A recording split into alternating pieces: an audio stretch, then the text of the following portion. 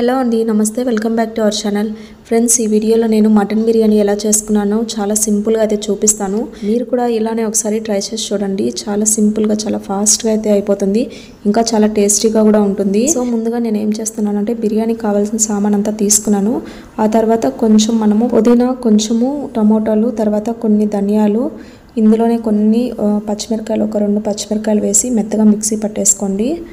ఇది మెత్తగా మిక్సీ పట్టేసుకొని పక్కన పెట్టేసుకోండి. ఆ తర్వాత మనము దేంట్లో అయితే మనము బిర్యానీ చేయాలనుకుంటున్నామో ఆ పాత్ర అయితే పెట్టేసి అందులో కొంచెం ఆయిల్, తర్వాత కొంచెం గీ కూడా వేసుకోవాలి. ఇక్కడ నేను చూపిస్తున్నాను కదా, ఇవన్నీ కూడా నేను బిర్యానీలోకి వేయబోతున్నాను. ముందుగానే ఇవన్నీ తీసి మనం పక్కన పెట్టుకోవాలి. తర్వాత కొంచెము బిర్యానీ మసాలా ఉంటే అది కూడా వేసుకోవచ్చు. ఆనియన్స్ని కూడా ఇలా కట్ చేసుకొని సన్నగా కట్ చేసుకొని ఫ్రై చేసుకొని కొంచెము బాగా రెడ్గా ఫ్రై చేసుకొని తర్వాత మనం బిర్యానీ పైన అయితే వేసుకోవచ్చు.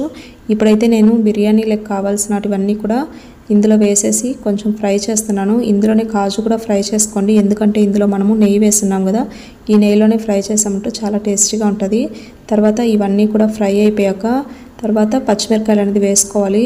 ఇవి పచ్చిమిరకాయలు వేగేలోపు ఇవన్నీ మాడిపోతాయి అనేసి నేనైతే కొన్ని ఏమేమి మాడిపోయేట్టుగా ఉన్నాయో అవన్నీ కూడా తీసి పక్కన పెట్టుకున్నాను. ఆ తర్వాత ఈ టమోటాలు, ఇంకా పచ్చిమిర్చి, ఇవి ఆనియన్స్ ఉంటాయి కదా, ఇవన్నీ కూడా బాగా వేగేదాకా ఇంకా నేను మిక్సీ పట్టేసుకున్న పేస్ట్ కూడా అంతా వేసేసి ఇవన్నీ పచ్చివాసన పోయేదాకా వేయించాను.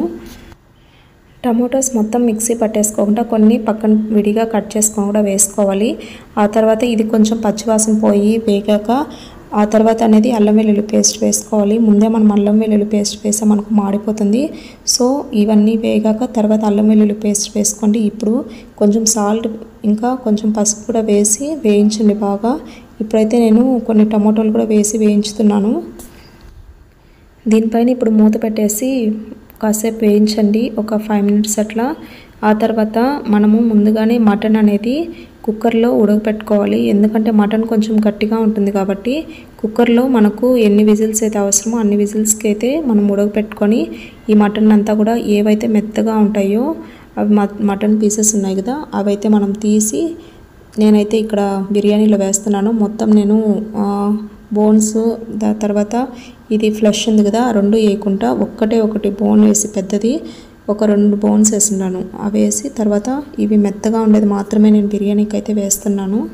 ఇంకోటి ఏంటంటే మనం మటన్ ఉడకబెట్టుకుంటాం కదా విడిగా కుక్కర్లో, అప్పుడు ఏం చేయాలంటే మనం కర్రీలో ఏమేమి వేస్తామో కొన్నైనా వేయాలి. ఈ మటన్ స్మెల్ లేకుండా మనం బాగా వాష్ చేసుకున్నాక తర్వాత మనము ఏదైతే మటన్ కర్రీకి వేస్తామో లవంగాలు, ఏలకులు, తర్వాత అల్లం వెల్లుల్లి పేస్టు, ఇంకా కొంచెం కరివేపాకు, ఇంకా కొంచెం పసుపు, ఉప్పు వేసి ఈ మటన్ అనేది బాగా ఉడికించుకోవాలి.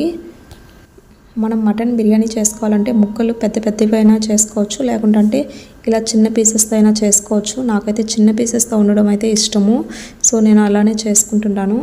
ఇప్పుడు ఆ మటన్ ఉడకపెట్టుకున్నాం కదా, ఆ నీళ్లు మనము పడేయకుండా ఈ మటన్ బిర్యానీలోనే మనము వేసుకోవాలి. తర్వాత బియ్యం మనము ముందుగానే నానబెట్టుకోవాలి. సో ఈ బియ్యం ముందుగానే నానుంటాయి కాబట్టి మనం ఎన్ని గ్లాసులు బియ్యం అయితే తీసుకున్నామో అన్ని గ్లాసులే వాటర్ వేసుకోండి. తర్వాత ఎక్స్ట్రాగా ఒక 1/2 glass వాటర్ వేసామనుకో సరిపోతుంది. మనకు సేమ్ హోటల్లో రెస్టారెంట్ స్టైల్లో మనకు రైస్ అయితే బాగా ప్రిపేర్ అవుతుంది. లేకుంటే కొంచెము మనం వాడే బియ్యము బాస్మతివి అయితే మెత్తగా అయిపోతుంది. ఇవి కొంచెము పలుగ్గా ఉంటేనే మనకు బిర్యానీ అనేది చాలా టేస్టీగా ఉంటుంది. ఇంకా మనకు బిర్యానీ తిన్న సాటిస్ఫాక్షన్ కూడా వస్తుంది. సో అంతే ఫ్రెండ్స్, ఈ వీడియో మీకు నచ్చినట్లయితే లైక్ చేయండి, షేర్ చేయండి, ఇంకా సబ్స్క్రైబ్ చేసి సపోర్ట్ చేయండి. Thank you.